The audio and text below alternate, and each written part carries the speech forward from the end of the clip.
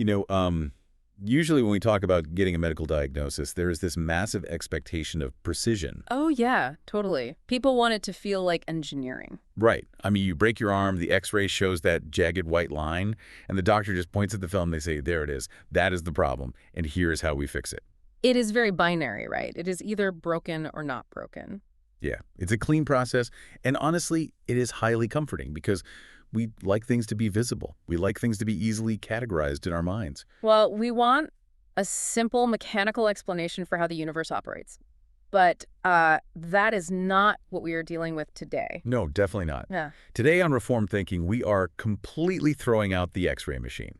We are stepping into the inner workings of divine sovereignty. Which means we are looking at a diagnostic landscape that is incredibly murky to the human eye. We are handed something massive that completely defies our standard human logic. So welcome to Reformed Thinking. Our mission in this deep dive is to unpack a highly controversial and weighty text. Yeah, we are looking at a specific sermon delivered way back on September 2, 1855. This was by Charles H. Spurgeon at New Park Street Chapel in London. And the text he is preaching from is 2 Thessalonians 2.13-14. The topic, which is a heavy one, is the doctrine of election. It is a notoriously difficult topic. Whether you are a theologian reading heavy commentaries all day or just a curious learner listening to us right now on your commute, this specific doctrine challenges the very limits of how we think. It really does. So our goal today is to examine how Spurgeon attempts to dismantle the immense prejudice against this idea. And he does that using rigorous logic, some heavy historical backing, and just this rapid-fire use of Scripture. That expectation of a clean x-ray we talked about, I think that is the perfect starting point for understanding what Spurgeon is up against on that September morning. Oh, absolutely. I mean, he is walking into a room filled with people who want a simple, painless religion. Right. And he starts his sermon by addressing what he calls an inveterate prejudice in the human mind against this specific doctrine. He does not tiptoe around the controversy at all. Not even a little bit. He notes that other pulpits actively avoid the topic. They treat it like a radioactive element. Yeah, the prevailing attitude he is confronting is the accusation that high theology is completely divorced from daily living. Critics claim it is not a practical discourse.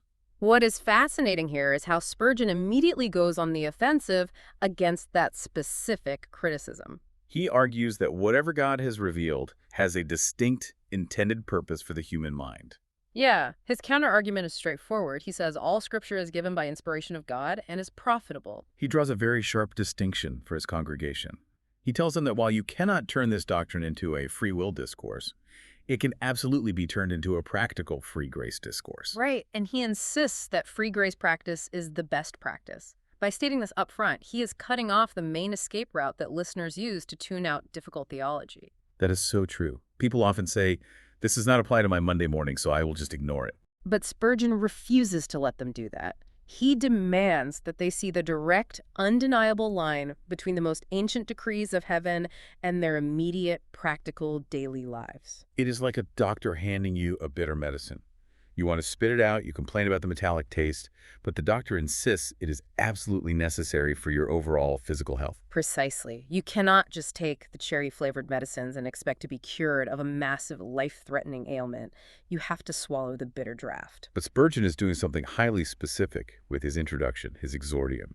He is not just yelling at the congregation to swallow the medicine and be quiet about it. No, he actually asks for a fair, dispassionate hearing. He says, lay aside your prejudices. Listen calmly. Listen dispassionately. He even tells them that to confess you were wrong yesterday is only to acknowledge that you are a little wiser today. But hold on, I have a problem with his method here. What is the issue you see? Well, is it not highly presumptuous for a preacher to stand on a stage and claim his hard-to-swallow doctrine is undeniable truth, even while claiming to be humble? I see what you're saying. I mean, he tells them to lay aside their prejudices, which assumes his own view is the objective, prejudice-free reality. That is a very natural reaction to his rhetoric. It sounds arrogant if you isolate that one sentence. It really does. But if we connect this to the broader context of his argument, his humility is actually rooted entirely in his submission to the biblical text. It is not in his own intellect or rhetorical skill. Oh, because he explicitly tells the congregation that he must not stand on the Bible to preach, but that he must preach with the Bible above his head. Spot on. He acknowledges his own severe limitations. He admits that the mountain of truth is far higher than human eyes can ever discern. Right. He points out that clouds and thick darkness are round about its summit, and we cannot see its topmost pinnacle. So he is not claiming personal infallibility. He is demanding fidelity to the text over personal comfort. He challenges the listener, telling them that if they do not see it in the Bible, they must reject it. That applies regardless of what he says or what human authorities he pleads. And he is placing the entire burden of authority onto the scriptures. That is a rhetorically brilliant way to lower the defenses of a skeptical listener. He is effectively telling them, do not argue with me. Argue with the text. If you have a problem, your problem is with the Apostle Paul, not with Charles Spurgeon. Well, precisely that. So if he establishes that he has the right to preach the doctrine and that his authority comes strictly from the text, his very next move makes total sense. His next move has to be proving he is not a lone fanatic. He has to show he's not the only person in history who reads the text this way. So he starts lining up historical authorities to back up his position. He points directly to the Church of England's 17th article on predestination and election. Then he points to the old Waldensian creed. And that one is crucial because the Waldensians were born in the midst of intense, violent persecution. Yeah, they were hunted in the Alps, so this is a creed tested by fire. It carries a lot of weight. Then he points to the Baptist Confession's third article, published a couple of centuries prior by his own theological forefathers. He reads these extensive, weighty historical quotes to the congregation. But here is the bizarre twist. Oh, this part is fascinating. After reading all of this, after taking the time to present these massive historical documents, he immediately says, I care not one rush for all three of them. Yeah, he explicitly tells the crowd he does not care what those creeds say, pro or con. Which forces us to ask why a speaker would spend precious minutes of a sermon quoting human creeds, only to publicly dismiss their ultimate authority a moment later. What Spurgeon is doing here is highly strategic psychological framing. How so? Well, he explicitly states he is using these documents as a kind of confirmation to their faith. He wants to show that while he might be railed against as a heretic or a hyper-Calvinist in 1855 London, his theology is heavily backed by antiquity. He says, all the past stands by me. I do not care for the present. Give me the past, and I will hope for the future. You can see a massive psychological defense mechanism at work here. Holding a minority view in your present day is incredibly isolating. It creates immense social anxiety. Especially since he mentions that a host of the churches of London have completely forsaken these specific doctrines. Right. By aligning himself with the martyrs, the confessors, and the reformers, he is insulating himself and his congregation from the crushing social pressure of their immediate surroundings. He is creating a buffer against the mockery of the modern era. The visual language he uses to describe that isolation is striking. It really paints a picture. He talks about making a pilgrimage into the past. He paints this picture where, as he walks backward through time, he sees father after father, confessor after confessor, martyr after martyr, standing up to shake hands with him. He imagines the entire land of the ancients peopled with his theological brethren. Even if the entire city of London rejects him, the past stands by him in absolute solidarity. But after building this massive historical alliance, he drops the human creeds entirely and goes straight to the Bible. And when I say he goes to the Bible, I mean he unleashes an absolute avalanche. Of a total barrage. He fires a volley of texts where believers are called the elect. He quotes Mark, Luke, Colossians, Titus, John, Romans, 1 Corinthians, 1 Thessalonians. He fires one verse right after another without pausing for a breath. He says he loves to give a whole volley of texts when he is afraid people will distrust the truth, hoping they might be too astonished to doubt. It is an overwhelming rhetorical tactic. But wait, does firing a rapid succession of texts like that? Yeah. Basically throwing the entire concordance at the congregation's head, risk-taking verses wildly out of context just to win an argument? That is a very fair question. Because it feels a bit like rhetorical bludgeoning. It definitely looks like rhetorical bludgeoning if you are unfamiliar with the texts he is referencing. That is a very common risk when speakers use what we call proof texting. Right, taking a single sentence and ignoring the paragraph around it. Exactly. However, we have to look closely at the specific material Spurgeon is firing in this volley. He is not just picking isolated, out-of-context words from obscure historical narratives. He is pulling from major doctrinal sections of the New Testament. Yeah, he references massive, cohesive, highly structured theological arguments. For instance, he points directly to Romans chapter 8 and Romans chapter 9. He explicitly says it is unnecessary to repeat the 9th chapter of Romans because as long as that chapter remains in the Bible, the doctrine stands completely unassailable. He is expecting his 1855 audience to possess a high degree of biblical literacy. He expects them to mentally fill in the massive context of those chapters while he speaks. That makes sense. He quotes Acts 13:48, and as many as were ordained to eternal life believed. He notes that critics might try to split that specific passage into grammatical hairs, but the original language remains plain and unavoidable. His goal with this volley is not to provide a microscopic word-by-word exegesis of every single verse on a Sunday morning. No, it is a shock and awe campaign. His goal is to demonstrate the sheer volume and the crushing weight of the vocabulary used by Jesus and the apostles. He is proving to the skeptic that the concept of an elect people is not a fringe idea invented by a French theologian in the 1500s. Right. He is showing it is the standard, everyday conversational terminology of the primitive Christians. So if that towering wall of historical and biblical evidence is the foundation, it makes complete sense why he immediately pivots to the most common emotional objection from his critics. The fairness issue. Yes, he tackles the accusation of divine unfairness.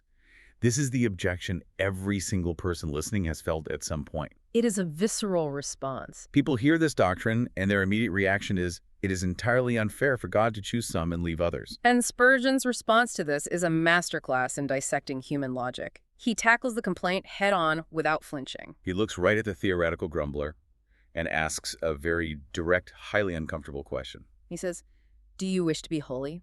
Do you wish to be regenerate, to leave off sin and walk in holiness?" He states that if the answer is yes, then God has elected you.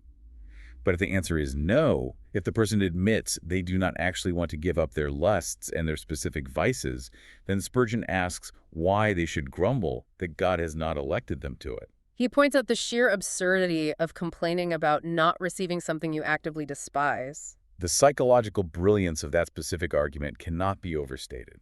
It completely shifts the entire focus of the theological debate. Usually when people argue about election, they are arguing about the secret, hidden decrees of God made before time began. They are looking up at the clouds, trying to decipher the inscrutable mind of the infinite creator. Right, but Spurgeon brings the entire conversation crashing down to earth. He shifts the focus entirely from God's secret decree to human desire. He forces the objector to look in the mirror.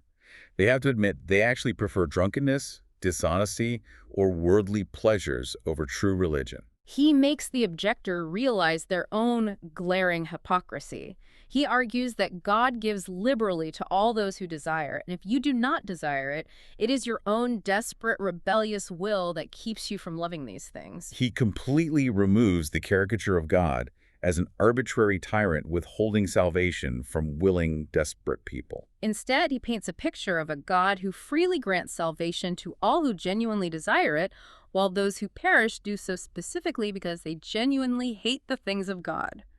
The concert ticket analogy comes to mind here, and it makes his logic so apparent. How so? Well, imagine someone complaining loudly, bitterly, and constantly that they did not win VIP backstage tickets to a concert for a band they absolutely loathe. Oh, that is a great way to picture it. They despise the music, they hate the lead singer, they would never listen to the albums, yet they are absolutely furious that someone else got the tickets. You would look at that person and ask, why are you screaming about missing out on a prize you do not even want? Exactly. Spurgeon is pointing out that exact same absurdity in the human heart. But let's pause and look at the other side of this psychology. Okay, let's look at it. Does this simplify human emotion too much? I mean, what about the person sitting in the pew who is terrified they're not chosen, but they genuinely want to be? That is a very different scenario. What about the person who is losing sleep, weeping because they fear they are outside the eternal decree? Does this harsh logic just crush that person? The distinction between the concert ticket hater and the anxious soul is precisely what Spurgeon addresses next.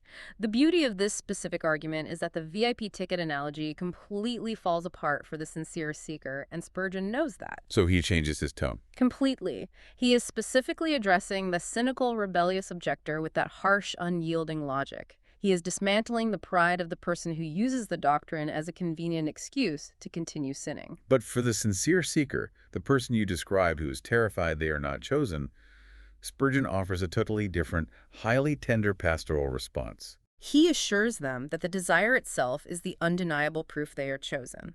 He says, "If you believe them to be good and desire them, they are there for thee." Because God gives liberally to all those who desire. Right, and he says, first of all, he makes them desire, otherwise they never would. He is incredibly gentle with the anxious soul, assuring them that a sincere desire for Christ is the absolute ironclad guarantee of their election. He comforts them by taking their very anxiety, their very fear of missing out on Christ, and turning it into the undeniable evidence of their salvation. It is a massive pastoral shift in his approach. Okay, so if human desire today is the proof of election, it begs a massive question regarding the timeline. The timeline of the decree itself. Yeah. If my desire today is the proof, when was the actual choice made? Was God just looking into the future to see what I would do? This brings us to the nature of the choice. Spurgeon argues that this election is absolute.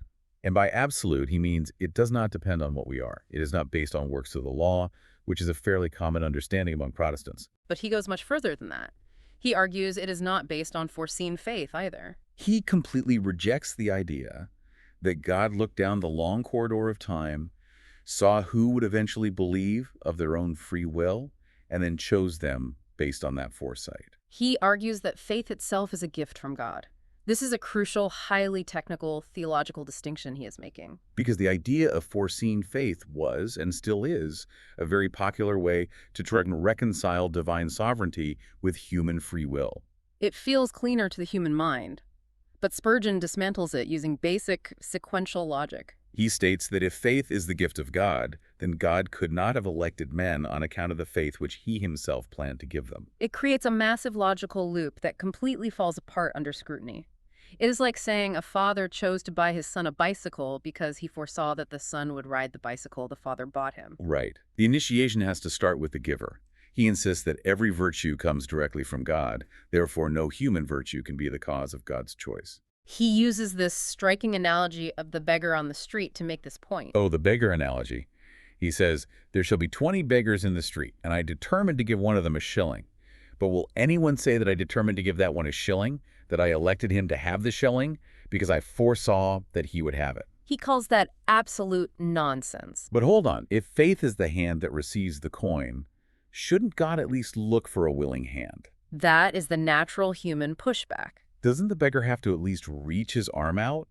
Why is Spurgeon so violently opposed to giving the beggar even the credit of reaching out? To understand why Spurgeon rejects the idea of the willing hand as a condition, we have to look at his underlying theology of grace. Okay, unpack that for us. If God chose people based on their future faith or their willing hand reaching out, then salvation still fundamentally relies on human merit.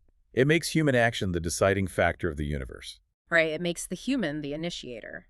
Spurgeon notes that the highest grace we ever possess has something of earthliness about it. Even our faith is flawed, weak, and contaminated by our own ego. He states, "The best jewels that the saint ever wears, if they be jewels of his own fashioning, are not of the first water." Pure grace means God saves simply because he wills to do it. He says he will have mercy on whom he will have mercy. He saves because he will save. If you ask him why God saves, the only answer is because God would do it. Any reliance on the beggar's hand reaching out, any requirement that the beggar initiate the transaction, turns the free gift into a business exchange. And a business exchange nullifies the concept of absolute, unalloyed grace. Honestly, trying to picture the timeline he describes next makes my head spin. It induces genuine existential vertigo.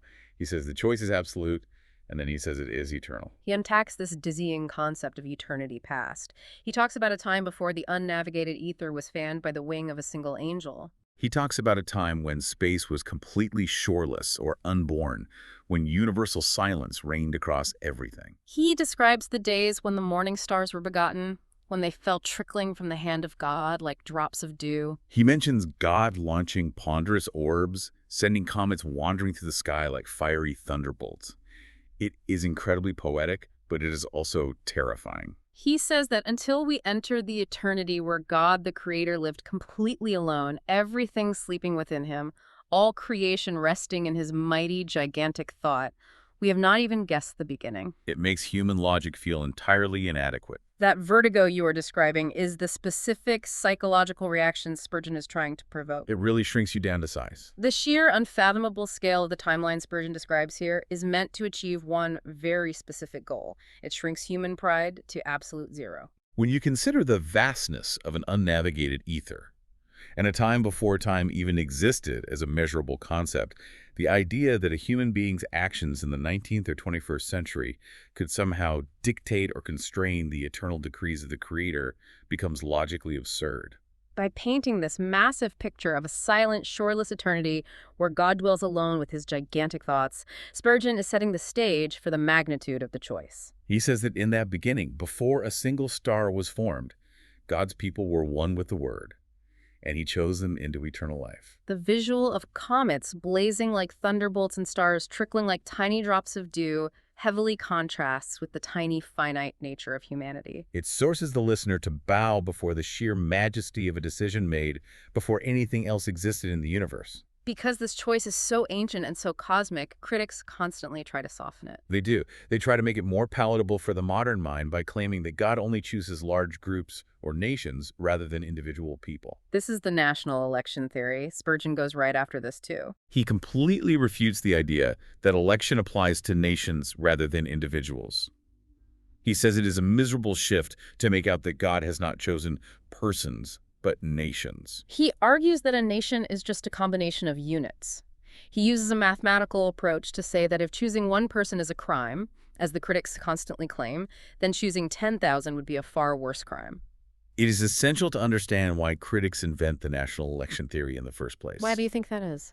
Well, they do it to preserve human free will while simultaneously trying to acknowledge God's sovereignty over history. They want to say God chose Israel or God chose Britain to have the gospel, but it is still entirely up to the individual to accept it. Right. They think this gets God off the hook for being unfair to specific individuals. But Spurgeon dissects this mathematical logic with brutal efficiency. He says, nations are but men. What are whole peoples but combinations of different units? His point is that you cannot separate the macro from the micro. If you say God chose the Jews, Spurgeon points out that he chose that specific Jewish man and that specific Jewish woman. If you say he chose Britain, he chose that specific British individual. You cannot choose a collective without inherently choosing the individuals that make up the collective. The critics try to use national election to remove the highly uncomfortable reality of God interacting with specific individuals in a sovereign way, but Spurgeon shows that their alternative actually multiplies the supposed crime they are accusing God of committing. I think the forest and trees analogy works perfectly here. Oh, definitely. You cannot select a specific forest to preserve from logging without inherently selecting the specific pine, oak, and birch trees growing inside it. If you draw a legal boundary around the forest, every single tree inside that boundary has been chosen. You cannot say, I only chose the forest as a concept, I did not choose the individual trees. It defies basic logic. The text Spurgeon is preaching from says, "He hath chosen you." It is not a vague, bureaucratic selection of a demographic. It is highly personal. And the highly personal nature is what makes the doctrine so potent and, frankly, so terrifying to some. It brings the massive cosmic timeline down to the deeply intimate reality of a single human life. It is not just that God ordained a massive system of salvation. It is that God thought of specific individuals before the foundation of the world. It is the transition from a grand, sweeping theological concept to a direct, personal reality that confronts the listener in their own seat. If God chose the forest, he knew every single ring on every single tree before the seed was even planted. Wait, hold on. If this choice is highly personal, and if it is absolutely guaranteed from before time began, regardless of my works, it leads to a very massive problem. What kind of problem? Well, it leads to the most dangerous assumption a listener could possibly make. If I am chosen from before time began and salvation has zero merit, then I can live however I want. The whole why not just sin all I want argument. Exactly. This brings us to the fruit of the doctrine and Spurgeon's violent effort to crush the antinomian heresy. Antinomianism is essentially using grace as a legal excuse for sin. Spurgeon fiercely warns against this. He says that election is unto sanctification and belief. He gets incredibly heated here. He says if anyone claims to be elect but lives in wickedness, they are a cursed hypocrite. You can feel his boiling anger at those who twist the truth into error. He views antinomianism as a devastating distortion of the gospel, a complete poison in the church. He walks through a series of highly practical, everyday examples. He says to the congregation, if you say you are elect, but you swore last week, or you committed a vicious act, or you neglect the mercy seat and do not pray, then you have absolutely no right to claim this doctrine. He states emphatically that God chooses his people to be holy. Holiness and faith are the required marks. He says a man may be elect and yet currently lying in darkness, but he has no right to believe he is elect because there is no present evidence of it. But I spot a massive tension here. Oh, what is the tension? We just spent 20 minutes establishing that salvation is entirely by grace, with absolute zero merit. We talked about the beggar with nothing to offer, and how even our best jewels have earthliness in them. We established that God does not even look for a willing hand. So why is Spurgeon suddenly demanding a track record of personal holiness as proof? Doesn't demanding evidence of holiness completely contradict the idea of absolute free grace? It appears contradictory to the human mind until you distinguish between the cause of salvation and the evidence of salvation. Okay, unpack that distinction. Spurgeon is not saying that your holiness causes God to elect you. He already spent the first half of the sermon disproving that. Right, he destroyed the foreseen faith argument. Exactly. He is saying that God's election causes your holiness. The election is the invisible root. The holiness is the visible fruit. He clarifies that the elect are not perfect, they are not pure, they are not spotless in their daily actions, but taking their life as a whole, they are distinct. They are marked by a completely different trajectory.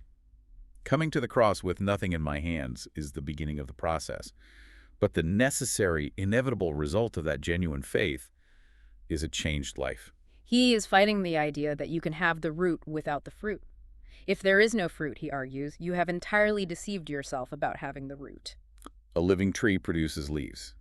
If there are no leaves, the tree is dead, regardless of what label you put on it. Having secured the doctrine against being used as a license for evil, Spurgeon concludes by looking at the practical daily impact this reality has on the human mind. He looks at two different groups, right? The saint and the ungodly. Yes. First, for the saint, he says this doctrine strips away all fleshly pride and produces massive, undeniable boldness. He says it takes away all trust in the flesh, or all reliance upon anything except Jesus Christ. He describes the believer falling prostrate before the throne. But simultaneously, knowing this doctrine makes the believer a colossus. The contrasting imagery he uses to describe the believer's mindset is fascinating. On one hand, the believer is humbled to the dust, crying, "Why me? Why me?"